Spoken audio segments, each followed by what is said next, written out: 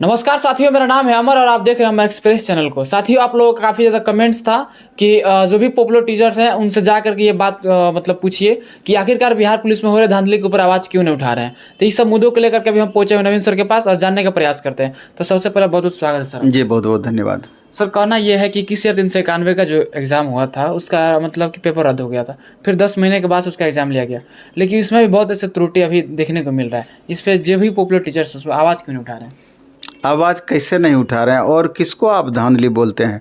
अभी जैसे CSBC exam conduct करवाई तो आपको परिवर्तन निश्चित रूप से देखने को मिला होगा कि जिलावार अलग अलग सेट क्वेश्चंस के दिए गए थे और शायद यही कारण रहा, ये परिवर्तन ऐसा रहा जिसके कारण कहीं भी आप नहीं सुने होंगे छिटपुट दूसरे के बदले में दूसरे बच्चे कुछ कुछ जगह पे बैठे, लेकिन बहुत शांतिप्रिय ढंग से एग्ज़ाम हुआ इस बार कंडक्ट।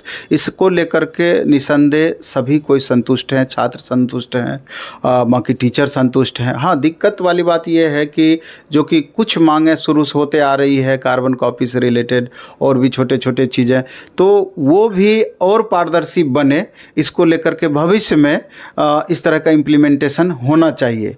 बाकी चीज़ें हमको लगता है कि पूरी तरीके से कारगर रही है। हाँ, कुछ इशू हैं जैसे कि ईडब्ल्यूएस को लेकर के इशू है, एनसीएल का मामला है, छात्रों को इसको लेकर के थोड़ा सा संदेह वाली स्थिति बनी हुई है। तो जनरली बिहार दरोगा, बिहार पुलिस, इसमें इस तरह की बातें परेशानी देखने को नहीं मिली। मद्य निषेध वाले में इस तरह की परेशानी देखने को मिली थी, लेकिन नियम ये होता है कि कोई भी फॉर्म जब आप भराते हैं तो लास्ट डेट का पहले का एनसीएल हो या ईडब्ल्यूएस हो बना हुआ होना चाहिए, लास्ट डेट का पहले का। अगर इस तरह की बातें हैं तो कहीं कोई दिक्कत नहीं है और संभवतः यही चीज़ लागू होगा भी, जैसा हमको विश्वास है, क्योंकि ऐसा नहीं है कि सब सिस्टम से आप हट के अपना सिस्टम चलाएंगे, तो मेरे ख्याल से यहाँ दिक्कत नहीं है।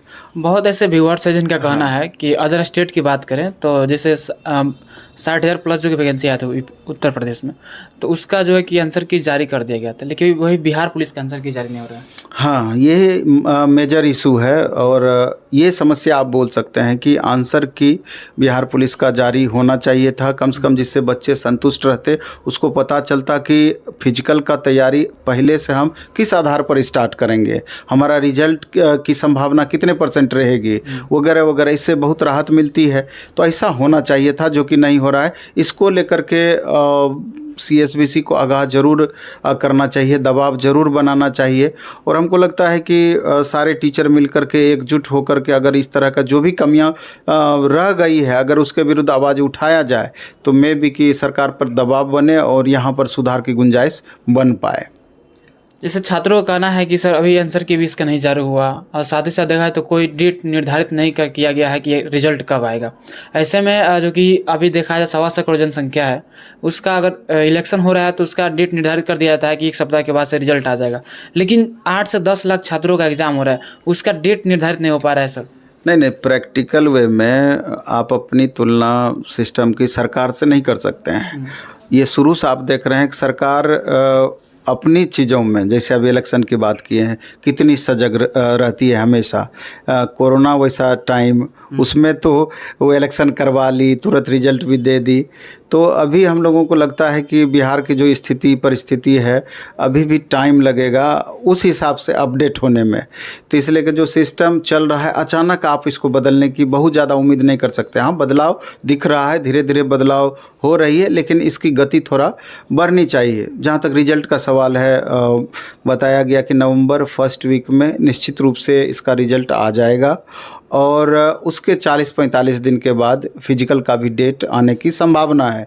तो जिन छात्रों को लगता है कि हमारा रिजल्ट संभव है, संभव कैसे है, इसके लिए तो कई सारे कट ऑफ के वीडियो पहले से बन पड़े हैं, अच्छे अच्छे टीचर संभावित कट ऑफ बता दिए हैं और जो रेगुलर स्टूडेंट भी एग्ज़ाम वगैरह देते हैं उनको भी पता है कि अगर यूआर कैटेगरी में हम आते हैं, अगर 57-58 के करीब हमको मार्क्स आ रहा है तो आफ्टर नॉर्मलाइजेशन हमारा रिजल्ट हो जाएगा।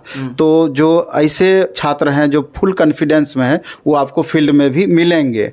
इसके अलावे भी अगर कैटेगरी बाय कैटेगरी बात करें तो अगर ओबीसी की बात करें 3 नंबर उससे कम कट ऑफ यूआर से आप जोड़ लीजिए, ईडब्ल्यूएस है तो 4 नंबर कम जोड़ लीजिए, अगर ईबीसी की बात करें तो कम से कम 6-7 नंबर का अंतर में कमी आप कर सकते हैं। एससी एसटी केस में 1-2 नंबर ईडब्ल्यूएस से भी और डाउन कर सकते हैं। जनरली यही कट ऑफ का रेशियो होता है।